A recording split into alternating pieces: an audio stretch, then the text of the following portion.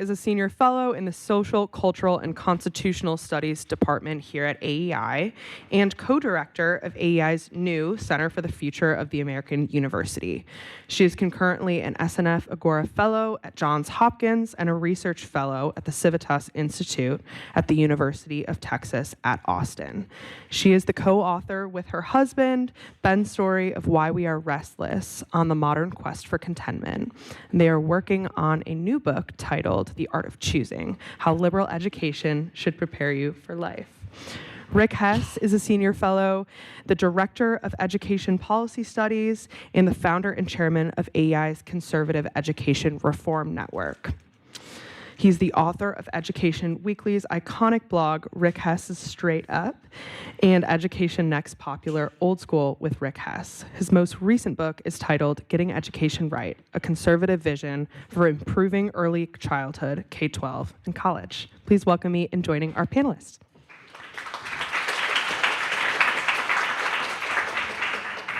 Okay, Jenna, Rick, thanks for joining us here on this Friday afternoon. I do want to start with the tragedy last week. This conference is happening at the start of the fall semester 2025, and when we're thinking about the way forward for campus life, it's hard not to begin in the shadow of last week's assassination of Charlie Kirk on a college campus in America. So I just thought we should start the conversation there, and I would ask for you both to reflect on this moment for American public life and campus climate in particular. Ladies first. Okay. Sure. Well, I mean, it was obviously a terrible, terrible event. I think it might be the kind of event that many of us remember later in life, where we were when we heard the news or saw it happen. I think initially there were some hopeful responses to it. Utah Governor Spencer Cox gave some very thoughtful, immediate responses to what happened, and even in mainstream media, I think some of the initial reportage that I read, I thought was portending something better than what turned out. But as you've surely seen in the ensuing weeks, a lot of inflammatory and divisive comments have been made. And I'm really concerned about this situation, as I think many people are.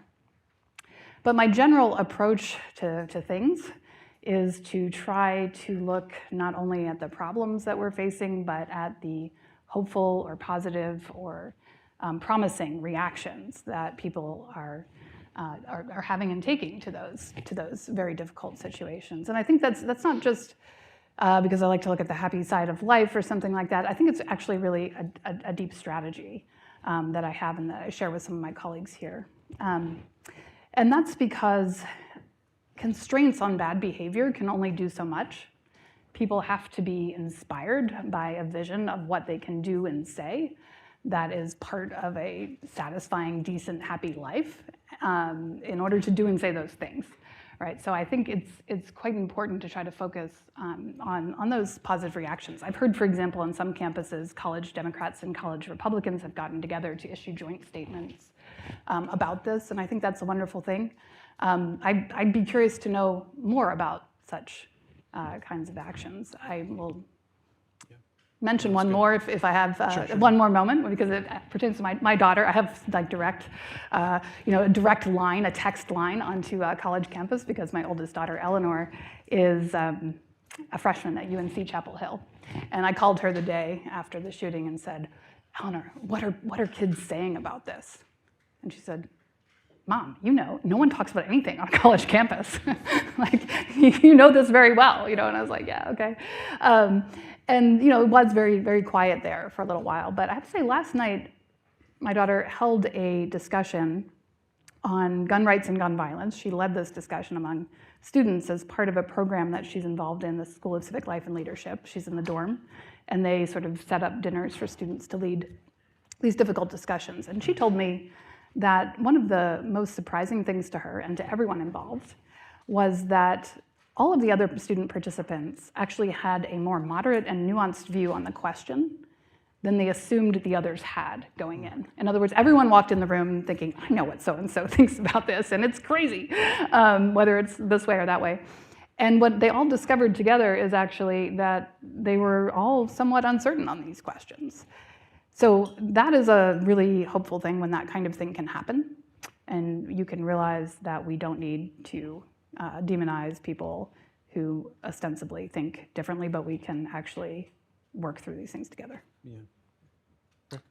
Yeah, and I think that's well said. Let me just add 3 points on top of that. One is, as you track this stuff, know that FIRE released its annual survey of campus sentiment the day before Charlie Kirk was murdered. And what it found was that campus intolerance, which used to be mostly located among college progressives, is now something that's bipartisan. So 3/4 on right and left are comfortable with some version of shutting people down. Over 30% of students on the right and left said it's now okay sometimes to use violence to make sure someone's not heard. That is a troubling trend. The adults, you guys weren't on campus 6 years ago. You don't own that. The adults on campus who have failed so miserably at their charge to create cultures of respectful discourse, of free inquiry, they are the ones who need to look in the mirror and take accountability for what we've allowed to happen in higher ed. Second thing I'll say is that if you follow this stuff, you know that there were a number of K-12 teachers and post-secondary professors and staff who took to the internet to say despicable things about Charlie Kirk, that they were glad he was dead, that they were glad his children were orphaned, that this made the world a better place. For the most part, I would argue, I certainly, if I ran a school or college, I would not employ anybody who said that. I don't know how you operate responsibly in a classroom. For the most part, what those folks have done is violated ethical codes of conduct about creating learning environments where all students can feel valued and heard.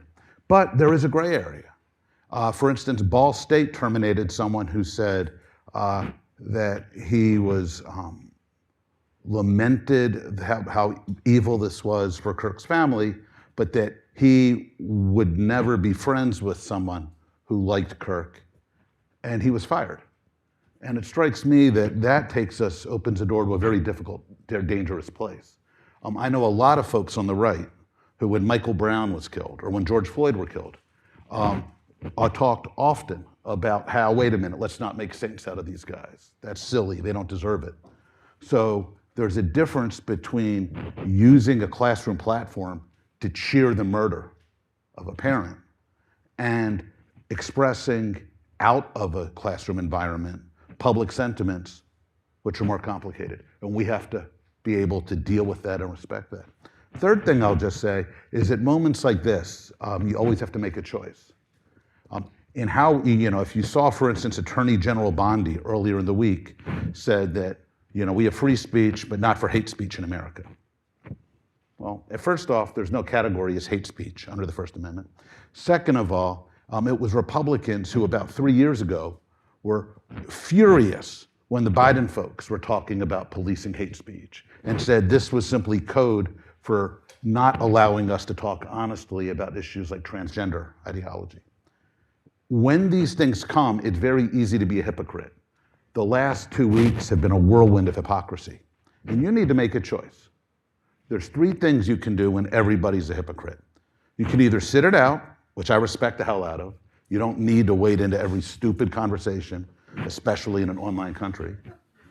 You can default to lining up with your tribe because we've all kind of moved to this side on this issue, or you can stand up for principle. That's the hardest. It's the most important. It's why this place exists. It's kind of what Jen and I try to do our best every day. And I would just urge you guys to always make that your lodestone.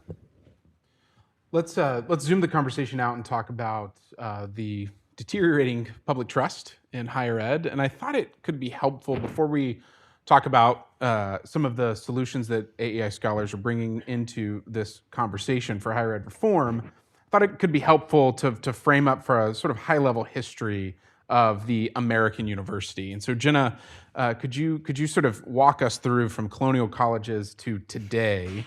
Like, what are the big moments that students should think of as they think of how the university developed into what it is today? Okay, in like 3 minutes, 1 minute per Yeah, that phase. sounds good. Okay, so I think, I mean, you could look at this through a bunch of different angles, but I'm going to take the angle of the balance of teaching and research, which I think is just one of the things that's knocking off public trust in the university today.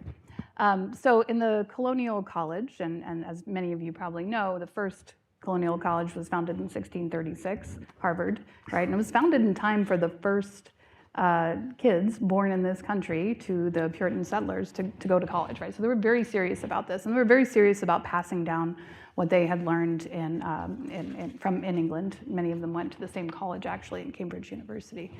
To generalize, the colonial college was very focused on teaching and had a lot to do with passing down knowledge and with forming young people, both in their mental and moral capacities. And they were often very small. Professors or teachers that were hired there often had to teach all or most of the subjects.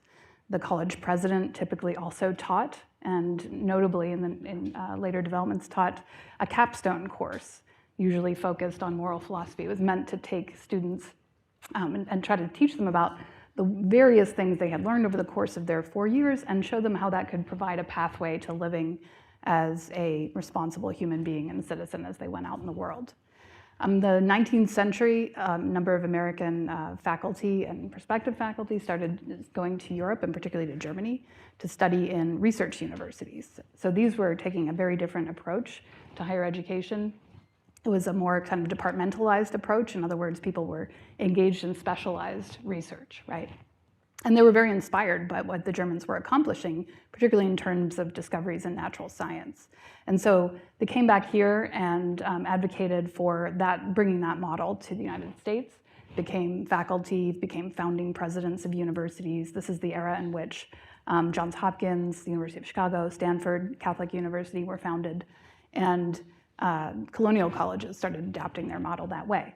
So research and teaching were at that time thought to go very much hand in hand, because they were trying to instruct young people to become researchers, inquirers, questioners, and to delve into those different specialized areas of knowledge. I think over the course of the 20th century, the imagined initial sort of balance and happy symbiosis has deteriorated. And for a variety of reasons, a lot of professors are motivated. I mean, they have to be motivated to get and keep jobs to focus on ever increasingly specialized research. And that has two problems. It takes them away from teaching. They're often explicitly told not to spend too much time on teaching because that will detract from their research, and then they won't be able to keep their job. And secondly, I think it has a relation to the political polarization of our universities, if a kind of indirect one, because professors are, for their primary community, focused on a pretty small group of peers that will review their research. And those very small kind of micro circles are susceptible to trends, right? So let's just say it could go any which way. It's gone largely to the left in many of the subfields. And you're kind of motivated as a young person who wants to join academia to get on board with whatever questions and hypotheses are gonna let you climb the ladder in that little area. So I think there's a lot of interesting things I can talk later about if you want, about actually a lot of people realizing that this has caused a problem and they're trying to shift back both toward teaching and toward bigger questions.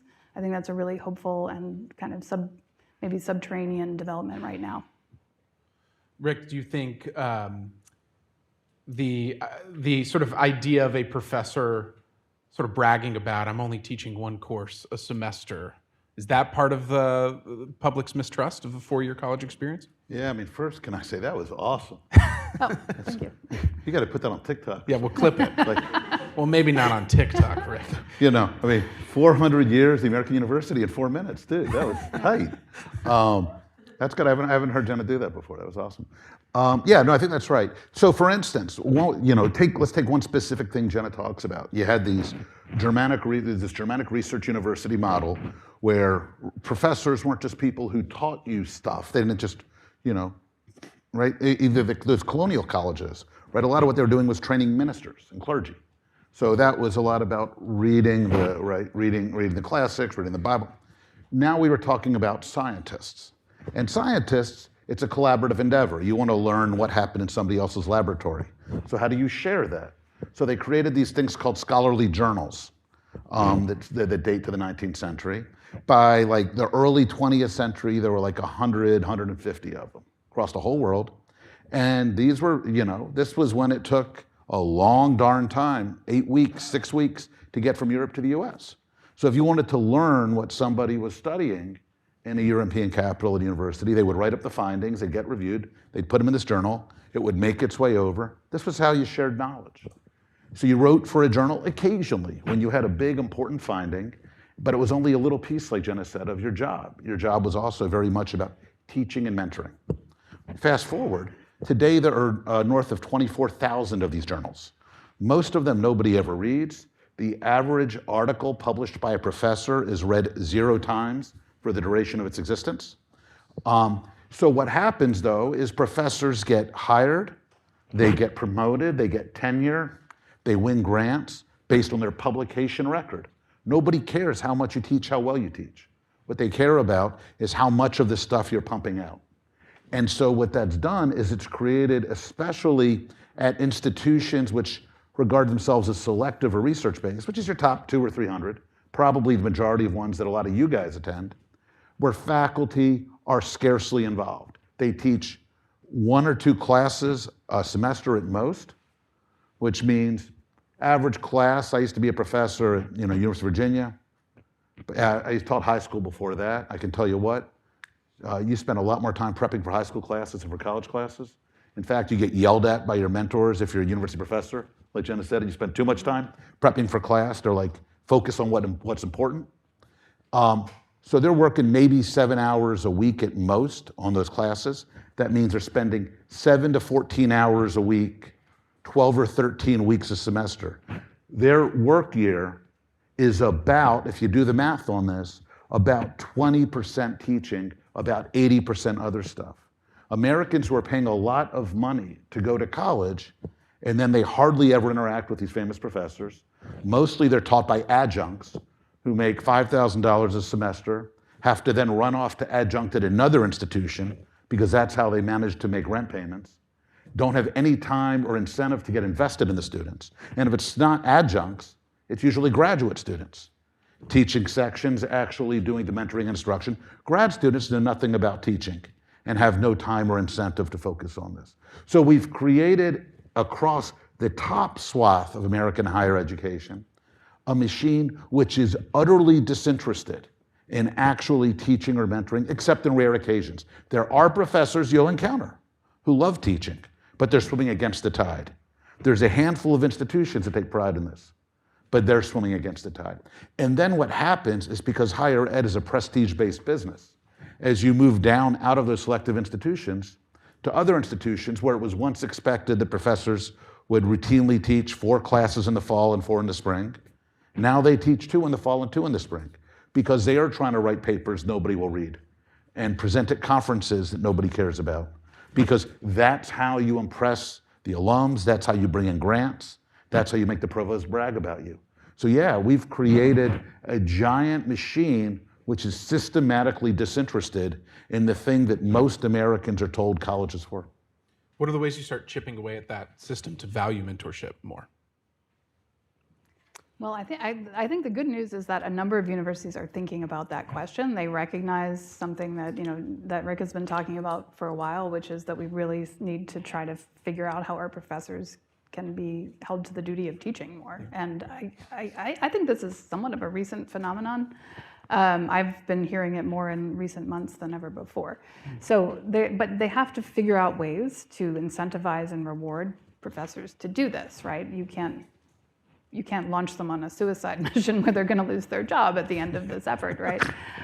So you can start more easily with full professors, people kind of at the top of their field. And I think one of the things that I've heard is a good way to just inspire them is to I think professors might want to do this if you ask them, like, what got you into this in the first place? Because usually they were undergraduates who fell in love with some particular question, and that's why they got on this path. And a lot of times they were kind of diverted into this kind of mechanized form of study and research against their intentions, right? So sometimes, in many cases, you can like revive the love of general learning in professors just by giving them the opportunity to do that. I think it's still somewhat of a puzzle to be figured out. Yeah, just to piggyback on that, I mean, so partly, I'm a guy who always believes in incentives. People don't just do things because they're incentivized, but incentives either make it easier or harder. Right now, if you bring in grants, your university will brag about you in the alumni newsletter, and you get bought out of classes, and people are interested in what you have to say. If you spend all of your time mentoring this student and that student, nobody gives a crap. That's just something that happens, that's nice, that's cute. What we need to do is change that mindset at university level. Faculty who say, you know what, I want to teach 4 courses a semester because that lets me meet more students. That lets me be more engaged in the campus community. They need to be celebrated. They need to be held up. They need to be honored. It needs to be understood that, of course, they're going to publish fewer papers that nobody reads because they're going to be spending that time actually teaching and mentoring. That should be factored heavily in their decisions around tenure, in decisions around pay, in decision who gets the cool office that opened up because that old guy finally passed away. It should also be the case that now sometimes people say this and they go, oh, so you want us to pay more attention to ratemyprofessor.com? Hell no. You know the best way as a professor to look good on Rate My Professor? It's to be easy. Professors who hand out A's like, like Tic Tacs and who have minimal reading and minimal writing assignments, there's a huge correlation with how little work they assign, how high the grades are, and how high the ratings are on Rate My Prof. What we don't want to reward is people for making students' lives easy. We want to reward professors because they want to roll up their sleeves and mentor and challenge and do the hard work of teaching. That requires a huge culture shift because this is not the way folks on campus have been acclimated. But you know what? If students started showing up when, meeting with deans and the provosts, and they say, oh, we want to hear what the students think. And if students started saying, how come you guys don't give a hoot about people who take time to teach? And all we ever hear about are the folks bringing in grants to study, this or that. That could be the start of a really healthy conversational campus. Speaking of healthy conversations and interesting moments, there's this nationwide movement afoot of new centers and in many cases full-on schools of civic thought. And this is something, Jenna, that you are working on. So could you start by telling us what is civic thought, a new academic discipline? Is that how you're conceiving of it? And then for those who maybe aren't aware of this movement that's afoot, tell us more about it. Sure, yeah, thank you.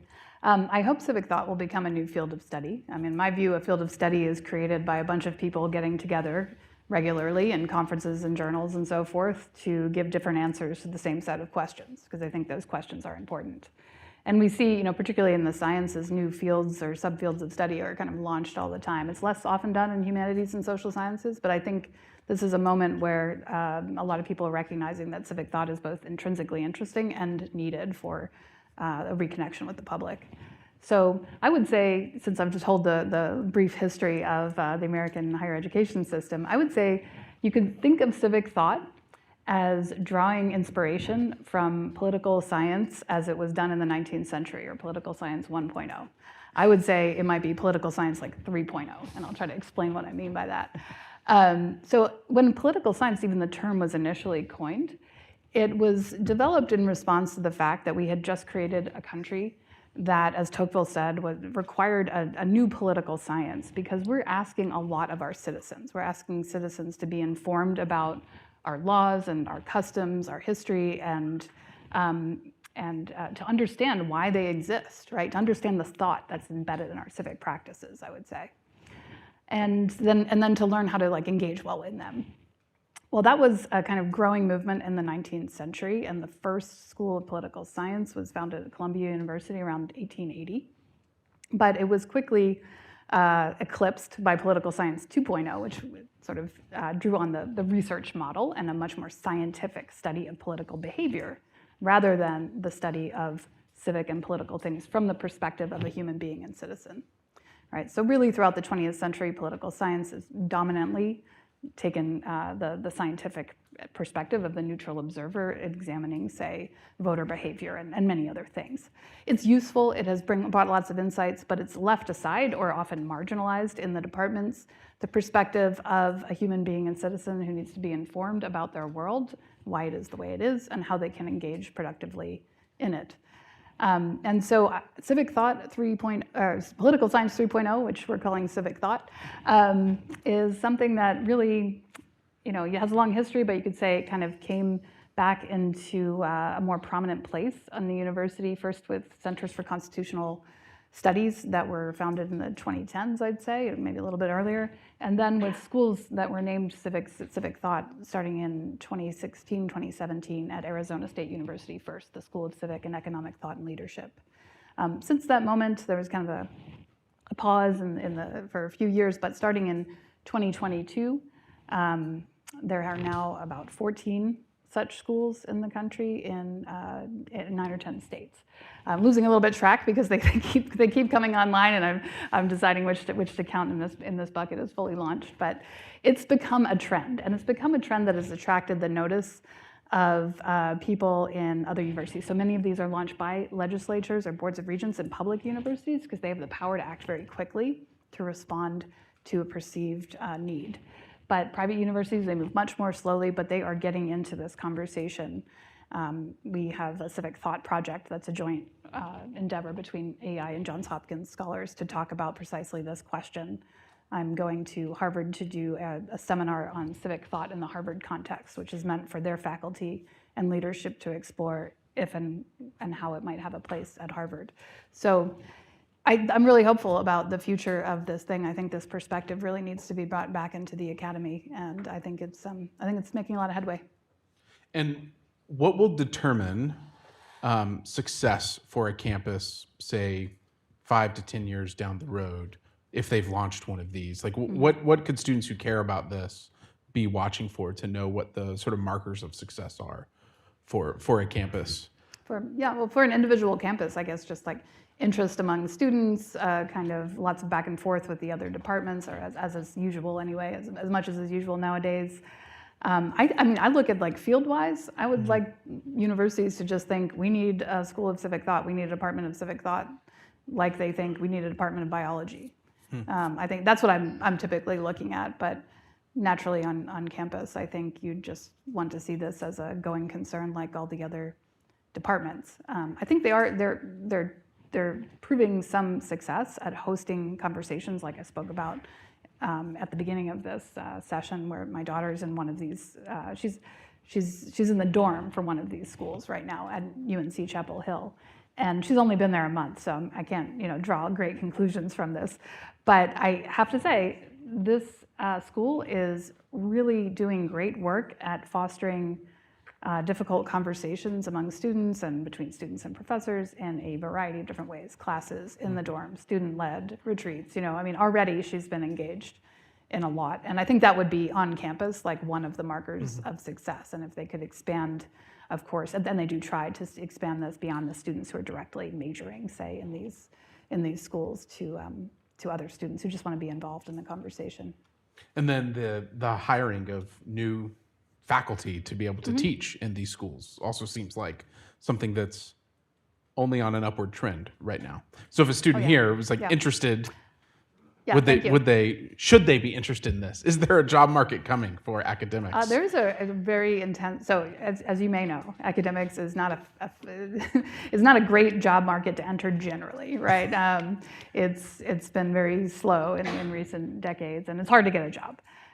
In this particular field, there are upwards of 200 new jobs that have been mandated by state legislatures or funded by state legislatures in the last few years. And that is enormous. That is 10% of the available jobs on offer in certain fields that they draw from: political theory, political science, economics, history, I think was the sample size.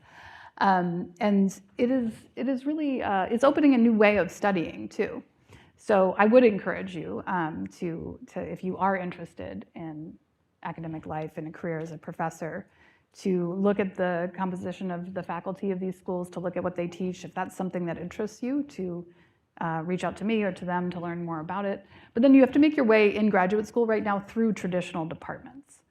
Some of these schools are opening PhD tracks. They're not really online yet, but that will be important for the future development of the field. But right now, you want to major in history, political science. I mean, we have English professors teaching too, so there's a lot of different fields you can draw on, but there is a pathway. There is a pathway for people that want to engage in this kind of thing. And there's a strong emphasis on teaching and mentoring. They all do research. Many of them are at R1 universities. They are doing research, but they're doing public-facing writing as well, and teaching and mentoring is a big factor. Yeah. Rick, it's a very energetic time for education reform, K through 12 and higher ed, but this conversation is about higher ed. So I want to pose the question to you from your seat here in Washington. What do you think the Trump administration's approach is getting right in the reform conversations, and what do you think they're getting wrong? I mean, the big thing from my perspective, I'm somebody who got chased out of higher ed 20 odd years ago. I had my job threatened at the National Press Club back in 2001. I was going to be one of these big kind of holy war things. And so AEI and Brookings at the time, but AEI was kind enough to offer me a better place to be. So I've felt like higher ed has had this coming for a very long time. Those of you who ever read The Closing of the American Mind, those of you who ever read Buckley, On God and Man at Yale, know that there have been frustrations with the discourse and the pursuit of free inquiry at higher ed for generations. These are not new phenomena. But certainly it feels to me like in the last quarter century, and certainly in the last 10, 15 years, they reached a fever pitch to the point where, I was teaching at UPenn from 2005 to about 2019, and then there was a secret investigation of me because I had signed a bipartisan education document which pointed out that on the right we had concerns with some of the ways the left talks about equity. And this was thought to be in violation of UPenn President Amy Gutman's diktat on, being a anti-racist institution.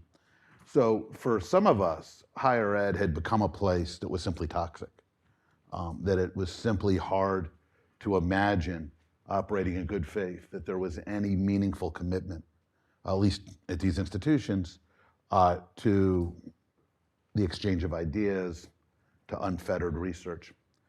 So from where I sit, higher ed had this coming in spades, and they've gotten it. The problem, and moreover, that those of you guys are too young, but for instance, during the Obama years, the Obama Office of Civil Rights, under my friend Russ Ali, and then under Catherine Lamont, weaponized Title IX, using junk data that bubbled up out of the Me Too movement. They argued that campuses were rape factories, and that therefore they were going to issue new guidance, not make a formal rule, and certainly not go to Congress to change the law, but they were simply going to write a letter which told colleges that if you continue to allow the accused to question the accuser in a Title IX hearing, you're in violation of federal civil rights law. If you have a standard which says you have to have a 75% likelihood they did it before you convict them, you're in violation of federal civil rights law. If you have an investigator who is separate from the judge in the case, you're violating federal civil rights law. So they created these campus star chambers, these kangaroo courts. Thousands of young people were railroaded on allegations of sexual assault. The federal courts overturned hundreds of these. But this was all pioneered by the Obama administration, and higher ed didn't say a peep. The Obama administration did something similar with Title VI in terms of creating race-based quotas for K-12 discipline. The Biden administration did something similar with Title IX when it wanted to rewrite Title IX to say gender rather than sex. So the idea of using the federal enforcement mechanism to fundamentally upend campus life is not new. This had been on the books for 15 years for two administrations. And again, higher ed tended to be very happy with all of this. What's different this time is that you've got a Republican administration using these same tools. And the other thing that's different is this Republican administration is not responding in kind. It is turning the dial all the way up to 11 on all of these. In its anti-Semitism investigations of Columbia or Harvard, or its movement against UPenn on the president's executive order on gender, the investigations were for the most part laughable. The due process was shortcut. It was not at all clear in what way the proposed remedies were proportionate to the supposed offense. We also had the Department of Homeland Security, the Department of State pulled in, the Department of Health and Human Services, with colleges threatened with the withholding of visas, research funds, Medicaid. So what we've seen is we've seen kind of an all-in-government mobilization to push higher education in a very specific direction.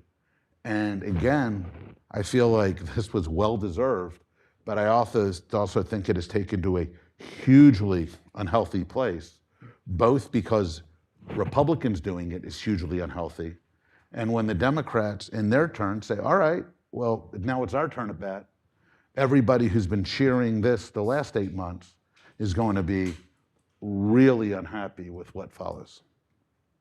For the last 4 years, you've been leading the way for conservatives to offer some, not just higher ed, you had this coming, education writ large, you had this coming, but offer what conservatives are for in the Conservative Education Reform Network. Could you direct students on where they could learn more about that work and read what your network has written? Yeah. So we started, when I started, I did my PhD and finished in 97, and then I was a professor for about a half dozen years, and then I came here, probably about the time most of y'all were born, give or take. And in that era, under President Clinton, Bush, first part of Obama, education tended to be purple. It was something where the debate tended to be between reformers, Republican and Democrat, against other folks, against the folks, the teacher unions, and the folks who were opposed to accountability. That unraveled for various reasons, which can be interesting to talk about or not, kind of later in President Obama's tenure and in the first year or two of the the Trump administration. And what came out of that was all of the, there had been this right-left marriage for about 20 years, and out of that divorce, the left got all of the wedding china, all of the associations, all the Teach for Americas, all the higher ed groups, all the charter school groups, all lined up. They said, we hate Trump, we're with the blue team. And so the question is, if you want to just be in the business of not just saying, no, we don't like things, no, unions are bad, no, I like, yes, school choice, what are we for? There was a vacuum in which the right just didn't have a lot of place to have robust, honest conversations about agreement, disagreement, and to put ideas forward. That's the backstory of CERN. That's why we launched a Conservative Ed Reform Network. It's a big umbrella for lots of really smart, passionate people doing lots of great work in early childhood, K-12, higher ed, across the country and Washington state capitals. You can find us on the AEI website at Conservative Ed Reform Network. We're happy to take student membership. There's a searchable portal if you're looking for experts or policymakers or academics who study a variety of questions by geography. There's a searchable portal you can find there. And you will also find, close to 100 advocacy pieces laying out a whole bunch of interesting ideas, analyses, and all kinds of other stuff. Okay, my last question for both of you is a bit of a rapid fire before I turn it over to all of you to ask your questions. And it's simply maybe pulling off of, Jenna, where you started us with your strategy of looking for the good. Who would you say is a leader in charting a better way forward for higher ed? It could be somebody on a campus or somebody in government or somebody else that's just interesting in writing. Who is a national leader that you would recommend students looking up? Well, I'll recommend a book that has been really important to me in the last few years since I've been at AEI. I came here in 2021, and shortly after that, I read a book by Johns Hopkins President Ron Daniels called What Universities Owe Democracy. And it was a surprise to me that I would find, I didn't know what I was going to find in the book, but it was a surprise to me that I found a number of really serious points of agreement, particularly on civic education and the need to root that in an understanding of our history and our institutions, and on what they call purpose of pluralism or viewpoint diversity. So reading that book and then contacting Hopkins got us launched on a number of collaborative projects together, which have been just really great, and I've learned a lot from many faculty there, but also from the president and the way he thinks about leading his institution and his sector. Rick? Yeah. It's hard for me, man. There's very little that I'm wholeheartedly enthusiastic about. Part of the challenge here is that the doing of this work tends to be a process of a million meetings and compromises and inching the ball forward. And that's really hard, and it's not visible. It's kind of stuff like, frankly, like Jenna and Ben do every day, where you're like, sitting, I don't know how y'all do it. You sit through hours of these academics yelping their nonsense, and you've got to stomach it and like work at the pop. And the people who write stuff tend to write in big, vivid kind of here's what could be colors, but that's nice, but it's often wildly removed from anything that actually moves the needle. So I'm sorry, part of my problem when I mentioned before, I said, look, there's about principle and there's about tribalism. One of the perils of principle is that it's hard for me to think of people who are, I have the same answer when people say, what superintendent of a school district is really leading the nation forward? Who do you, I'm like, I don't know, none of them. I'm like, it's a little bit like Catholics and Catholicism, like sin, like sins and sinners. Like there's people who are doing things that I admire, but that doesn't necessarily mean that I want to like hold them up as somebody I admire in toto. So. All right, fair enough. So now coming to all of you, see if you can stump them. Dominic, let's start right over here.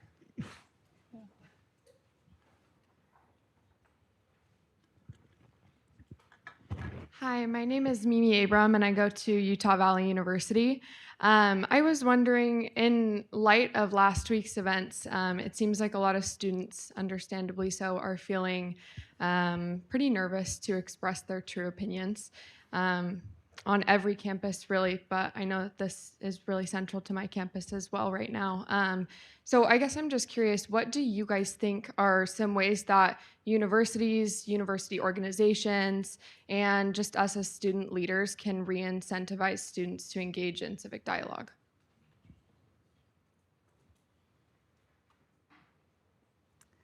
Well, I'll try to think of something other than what I've said before, but I think some version of, look, you have to, on that kind of thing, you have to start small. You have to you can look for support from faculty or departments or your university. I think people are pretty happy to give support to that at this point, but these good conversations are usually pretty small scale.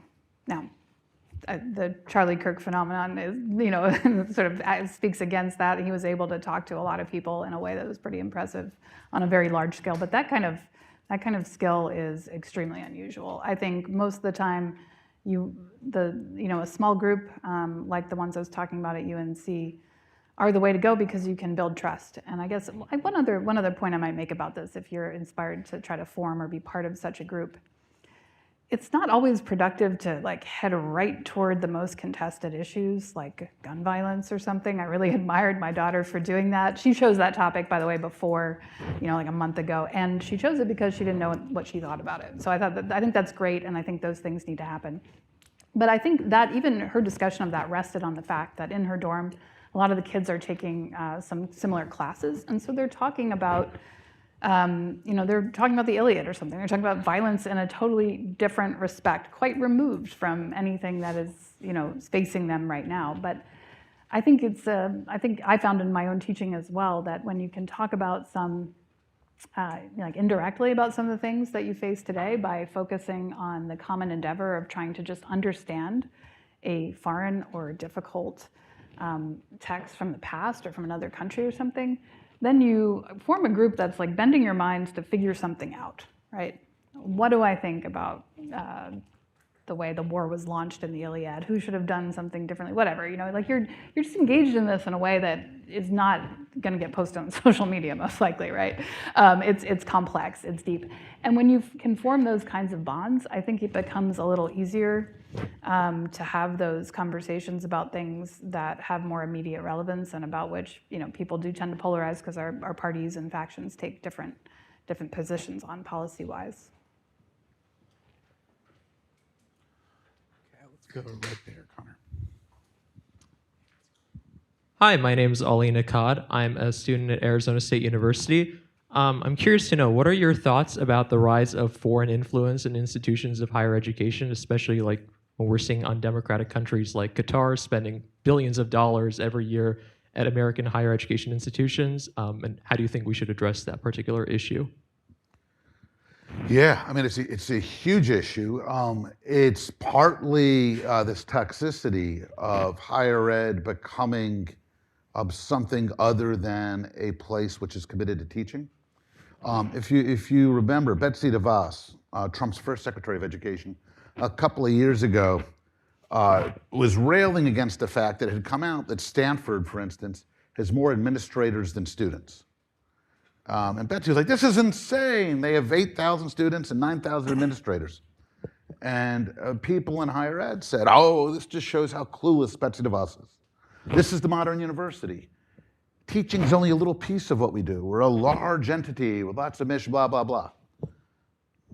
Betsy was right. This is insane. And what's happened when you create these huge entities, which these huge administrative kind of management teams and these huge kind of neo-industrial footprints, you need lots of money to drive them. That's why you need faculty to rake in grants, because federal grants come with overhead rates that were established in the wake of World War II when we were partnering with universities as places to win the Cold War. So if a professor wins $1 million grant from NIH or NSF, only about typically 600, 650,000 actually goes to the research. About 35 or 40% of the money goes to fund the university infrastructure and overhead. Why was the foreign money in such demand? Because universities have a lot of mouths to feed. They have a lot of administration bureaucracy they need to maintain, that they've chosen to maintain. And these huge contributions allow them to do it. They make lots of compromises along the ways. If you followed Varsity Blues when you were in high school, the FBI sting of higher ed admissions, or if you followed the Supreme Court affirmative action cases, Harvard and UNC, you see that college presidents' admissions offices often look a lot like a mob boss. They sound like Tony Soprano. That guy's got a really nice library, nice art collection. We can get 8-9 million out of him one day if we take his kid. This is not how you run healthy institutions of higher education. Now, colleges were supposed to be reporting this federal money from hostile, and they weren't. They were violating federal law in order to hide these dollars so that they could pad their coffers. When we talk about earned distrust of higher ed, this is what we're talking about. They should reject this money.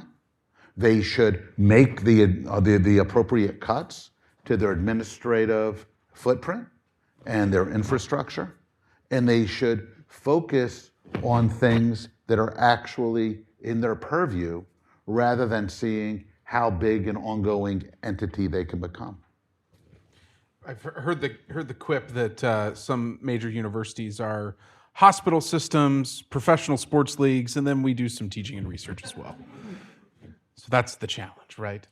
Let's go right over here, and then I'll pick one, Dominic, for you to do. Let's start right back there in the back. And Dominic, we can start with you while Connor's making his way to her. Awesome. First of all, thank you guys so much for coming out. I'm Noah from Vanderbilt University, and our chancellor at Vanderbilt has, I'm not sure if you guys are familiar, but he's made a big point on academic freedom and institutional neutrality, obviously in the wake of a lot of schools like the ones you mentioned, like having these very pronounced statements on what they want to see in terms of like anti-racism, et cetera. And while I think this is generally good, especially given the current moment, I sometimes struggle, and I think that, shouldn't colleges have a particular purpose set out like when a student comes. Like I want you as a student in my university to walk away with this particular thing. And I think back to history, and of course if I'm wrong, please correct me, but when I think about the history of education in the West, I think that education was very much purposed in inculcating in the student like an understanding of the Western tradition. So you had great books, programs, et cetera, that we've seen slowly erode over, especially the end of the 20th century. So the question here is, do you see that being potentially something that we can start working towards again in the future, that sort of vision for higher education? And then if so, how do you think we get back to that? Yeah, so I think that's a really good question. It sort of hits on a number of different things. So institutional neutrality is not necessarily meant to address the curriculum, but it really is focused on the kinds of statements that are coming out either from the president's office or in some cases from departmental statements that are made ostensibly by the collectivity of the people in the department. And so what Chancellor Diermeier and others are promoting and engaging in right now by saying that they take a position of institutional neutrality is that they're not going to comment on issues that they actually don't have expertise in the case of many presidents and chancellors. So there was a kind of crazy long moment where you had university leaders who are maybe experts in law or whatever, or biology, making statements about what's going on in the Ukraine. I mean, what do they know about this in particular, right, that they could say this? And so that's really what institutional neutrality is meant to kind of remove. It doesn't necessarily say anything about the curriculum that the college is promoting. As far as I understand, Vanderbilt actually has just passed a kind of common core curriculum that's, an introductory course, or two courses, right, in your first year that will be the same for all Vanderbilt students, and whatever is prescribed in those courses is something that Vanderbilt as an institution is saying is important for you to know. Not exactly, I've heard about them a little bit, but I haven't seen the exact curriculum, so I can't really speak to it. I mean, this is a nice example of how things get muddied or just torn to shreds in the public sphere. Because, right, what Jenna's saying is these are two different things. One, colleges shouldn't say, we all think X. They should get out of that business. And the departments in colleges should get out of that business. But when it comes to an education, colleges should say, if you come here to be educated, we believe in this. So it's two different things. Are we going to use our college as a platform? Our colleague, Yuval Levin, did a wonderful book on this a couple years ago called Time to Build, right? Saying that you're not supposed to use institutions as a personal platform to be like, we all should, but you're supposed to be in the business of molding people. That if you choose to come to our college, here's the kind of person we want to help you become. And if that doesn't sound good to you, that's cool. Go to another college that does feel like a better fit for who you want to become. That colleges need to do a lot more than they've been doing, and a lot less of the other. That's a great way to put it. Yeah. Hi, my name is Olivia. I'm a senior at Notre Dame. I was wondering if you might be able to elaborate on something you mentioned, Dr. Storey, about kind of making civic education programs available to students of all majors. Do you think it would be helpful to American culture and feasible to kind of implement university-wide programs at some institutions? And I guess how would people go about making the case that these programs would be useful to all students? Yeah, I think, I mean, personally, yes, I think it would be. My opinion only goes so far in the in the actual practice of American higher education. But I think in a lot of cases, having, say if you do have a new school or center for civic thought at your institution or something similar, that is a way of bringing together faculty who are especially competent in teaching that course. So, so like many people have a general education requirement in math or something. We also have a math department, and it's very good that the math professors teach that GER in math, right? So I think having a distinctive school doesn't really, it actually could work toward having a general civics requirement. Some schools have instituted a general civics requirement, like Stanford, without having a particular school devoted to that, and they actually have all faculty, or it's open to all faculty to teach in.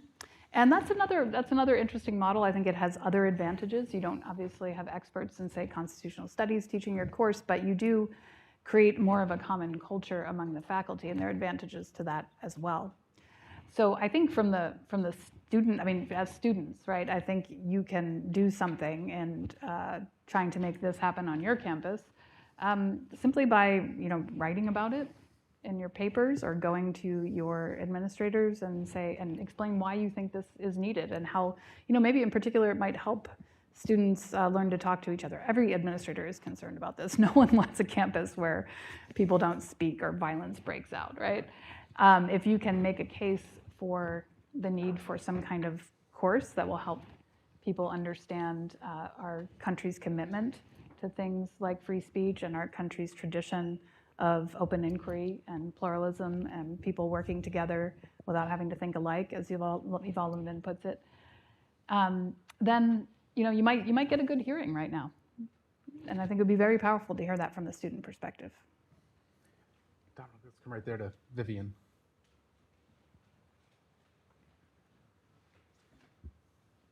Hi, my name is Vivian, and I go to Furman University. Colleges have been getting more expensive, and employers and young people are beginning to think that maybe a college degree is no longer the best signal that you will be a good candidate for any given career. With that in mind, do you think colleges will begin shutting down? Is that a bad thing? And what other signals might replace the college degree? Thank you. So the college degree shouldn't be a signal of whether you're employable. It is because of a big mistake made when we drafted the Civil Rights Act in the mid-'60s. In order to outlaw employment discrimination, they set language which said that you couldn't use entry assessments that were that had a disparate impact based on race. In a 1972 Supreme Court case, 72-73, the court ruled that what this meant was a lot of these hiring tests, IQ tests and the rest, failed to pass constitutional muster. That you couldn't, for instance, it turns out it's illegal for, I think it was CSX shipping, to hire, to have a strength test for employees who were going to deliver packages because it wound up with a discriminatory impact in that case on women. They couldn't lift the packages that were as heavy as men. So if you ever spent any time at the Society of Human Resource Professionals or hiring lawyers at Fortune 500 curve, and you start talking about using skill-based assessments to figure out who you're going to hire, they tend to get the mumps. They freak out because they're like, oh my God, we are going to be so legally vulnerable on class action lawsuits of illegal hiring. Now, what happened, one of the things that therefore wound up getting a carve-out in 1972 was paper credentials, high school degrees, and college diplomas. The Chief Justice of the Supreme Court, Warren Burger, wrote that this case should not be read as a carve-out for college diplomas, but it was. And so even though there's massive racial disparities in who gets a diploma, employers have always been on safe ground when they've gone ahead. So what happened was we built an hiring screening apparatus where we are hiring somebody to work the desk at Enterprise Rental Car. But if you have a BA in communications or gender studies, you're eligible to rent out a car. And if you don't have that degree, you're not, whether or not it has any relationship to the skills that you actually have. So look, we wound up in this bizarre place where college became not something you went and pursued because you were passionate about learning a skill or a craft, or because you were passionate about learning, but because you were a hostage. And you and your parents knew that a lot of good, well-paying professional jobs were going to be locked off from you unless you paid a ransom in order to get this piece of paper. And that has created, over the last 40, 50 years, huge disparities, huge frustrations.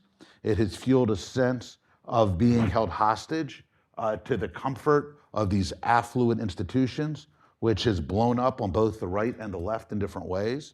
So we ought to absolutely